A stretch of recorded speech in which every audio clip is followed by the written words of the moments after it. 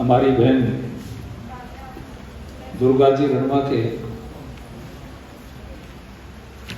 इस संक्षिप्त एवं गरिमा में अभिनंदन के अवसर पर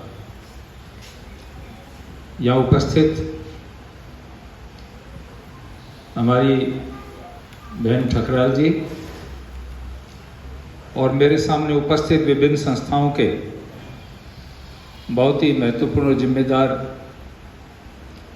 साथी, हमारी सभी बहनें, नागरिक बंधुओं,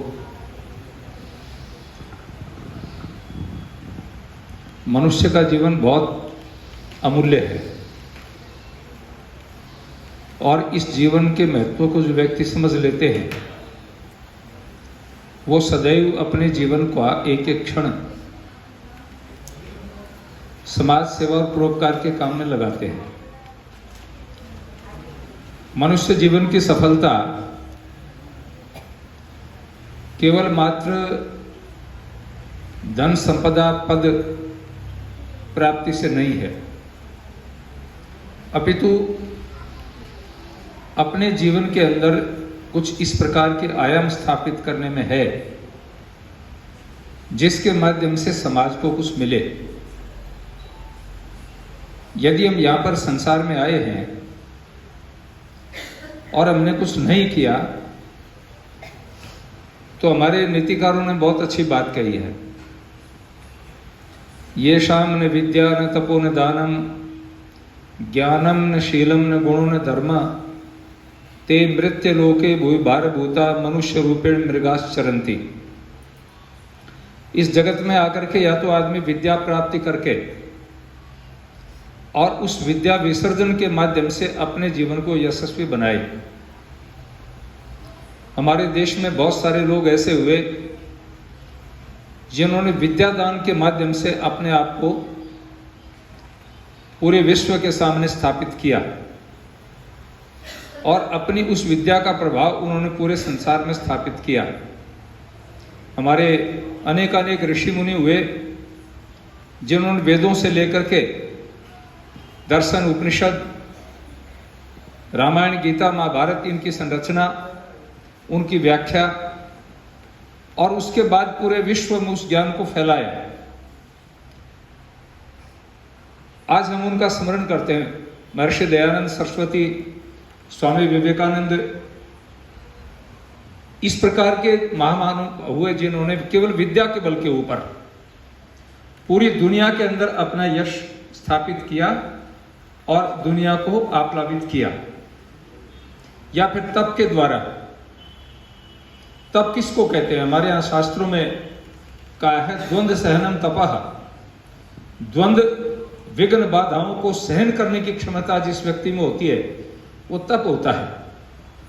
हमारी बहन दुर्गा जी बैठी हैं, जिस प्रकार की संकट आपदा इनके सामने आए, अगर कोई दूसरा व्यक्ति होता तो विचलित हो जाता और विचलित होकर के केवल अपने घर तक समा करके सोचता कि मैं केवल मेरे बच्चों के पालन पोषण में अपना समय लगाऊं। लेकिन इन्होंने हमारे बहुत ही स्मरणीय व्यक्तित्व के धनी मनु जी के स्मृति में जिस प्रकार का काम आपने प्रारंभ किया वो काम न केवल मात्र सीकर बल्कि पूरे राजस्थान, पूरे देश में एक मिसाल बन गया। सुदूर बाड़मेर तक के लोग आपका स्मरण करते हैं, सेना के लोग आपका स्मरण करते हैं, बीएसएफ के लोग इंतजार करते हैं कि दुर्गा कब पौधे लेकर के आएगी, उनकी बेटियां कब पौधे लेकर के आएगी और इस मरुभूमि को कब हरा भरा करेंगे। तो ये तप है, विघ्न बाधाओं को सहन करना। दान के माध्यम से आज भामाशाह हमारे बीच नहीं है, लेकिन जब भी किसी व्यक्ति का नाम स्मरण किया जाता है तो उसको भामाशाह की उपाधि दी जाती है, भामाशाह सम्मान दिया जाता है। उसमें सेठों की कमी नहीं थी। राणा प्रताप जब निराश और हताश होकर के बैठने की स्थिति में आ गए थे तब उस महामानव के दिमाग में एक बात आई, यदि आज की तिथि में राणा प्रताप बैठ गए तो ये हमारा जो इलाका है, हमारा जो क्षेत्र है, हमारा जो राज्य है, ये मुगलों के अधीन हो जाएगा और ये मेरी संपत्ति और धन क्या काम आएगा। वो स्वयं चल करके राणा प्रताप के पास गए। उन्होंने कहा कि राणा, मैंने सुना है कि आपके जीवन में कुछ निराशा आई है। तो उन्होंने कहा कि निराश तो नहीं हूं, लेकिन मैं असमर्थ हो गया हूं, मेरी सेना के पास में खाने के लिए कुछ नहीं है। तो अपनी सारी संपत्ति दे दी और वो हिंदुत्व की जो एक संस्कृति थी वो बची रह गई। आज उनको लोग याद करते हैं। आपने नाम नहीं सुना होगा, हरियाणा में एक बहुत बड़े व्यक्ति हुए सर छाजूराम। सर छोटूराम तो पढ़े लिखे व्यक्ति थे, लेकिन उनके पास धन नहीं था। वो सर छाजूराम की छात्रवृत्ति से पढ़े। उन्होंने बीए किया, लॉ किया, और लॉ करने के बाद उनके सामने संकट खड़ा हो गया अंग्रेजों के समय में। आजकल कई बार लोकतंत्र की बात आती है, अंग्रेज, मैं कहता हूं क्या क्या लोकतंत्र था। या तो आदमी ग्रेजुएट हो, ग्रेजुएट होने के बाद भी उसके पास अगर 30 एकड़ जमीन नहीं है तो इलेक्शन नहीं लड़ सकता था वो आदमी। यह स्थिति थी। तो उस स्थिति में छोटूराम को जमीन दिलवाने का काम, फिर पढ़ने के बाद में सारा, आज जितने भी आप रोहतक जाएंगे, हिसार जाएंगे, जींद जाएंगे, सोनीपत जाएंगे, उस क्षेत्र में जाएंगे, आप बड़ौत जाएंगे, मेरठ जाएंगे, जाट इंस्टीट्यूट जितने भी मिलेंगे, उसको डोनेशन करने वाला कोई व्यक्ति था तो सेठ छाजूराम था। एक गरीब का बेटा, और वहां तक पहुंचा। आज आप पिलानी और राजस्थान के इलाके में जाएंगे, बिरला जी को लोग याद करते हैं। तो ये लोग दान करके गए हैं। हमारे बीच में डॉक्टर घासीराम जी हैं। एक शिक्षक होकर के इतनी बड़ी राशि उन्होंने शिक्षण संस्थाओं को दी कि लोग आज उनको नमन करते हैं। तो आदमी दान के माध्यम से यश प्राप्त करे या फिर ज्ञान के माध्यम से। मैं कई बार कहा करता हूं कि ज्ञान अलग चीज है। हमारे देश में बहुत सारे इस प्रकार के संत हुए, दादू, नानक, रैदास, कबीर, जम्बेश्वर जी महाराज। ये किसी विश्वविद्यालय में पीएचडी नहीं की थे, कोई डिग्री होल्डर नहीं थे, किसी स्कूल और कॉलेज के छात्र नहीं रहे। उनके अंतस से ज्ञान उपजा, और आज इन महापुरुषों के ऊपर सैकड़ों सैकड़ों हजारों हजारों लोगों ने पीएचडी की है, थीसिस किया। वो ज्ञान उनके अंदर था और उस ज्ञान को उन्होंने बांटा, दुनिया को दिया। फिर चरित्र, शील, अगर ये सब कुछ होने के बाद में हमारे पास हमारा चरित्र नहीं है तो बेकार है सब कुछ। तो हमारे नीतिकार कहते हैं कि ये चीजें आपके पास नहीं है तो इस धरती के ऊपर आप देखने में मनुष्य हैं, लेकिन मृगास चरंती, पशुओं की तरह से हम यहां विचरण करते हैं। इससे अधिक हम और कुछ कर नहीं सकते। तो मैं हमारी बहन को बहुत बहुत साधुवाद और बधाई देना चाहता हूं, और इनका अभिनंदन करके हमको ये सोचें कि इनको अभिनंदन की अभिलाषा है। बेटे का नाम तो अभिलाषा है, लेकिन इनको अभिनंदन की अभिलाषा नहीं है। जब भी कभी इनको सम्मान की कोई बात आती है, मंच पर बिठाने की कोई बात आती है, तो हमेशा कहते हैं नहीं, मैं नीचे रहूंगी। नहीं तो जितने काम इन्होंने किए हैं, चाहे वो बटोट के अंदर लॉर्ड जी की मूर्ति की स्थापना की बात है, चाहे स्वामी केशवानंद जी के स्मारक की बात है, जहां कहीं भी देखेंगे इस महिला ने लाइन से हटकर के काम किया है। अपने पास साधन न होने के बावजूद भी कर्जा लेकर के परोपकार करना, ये सब नहीं कर सकते।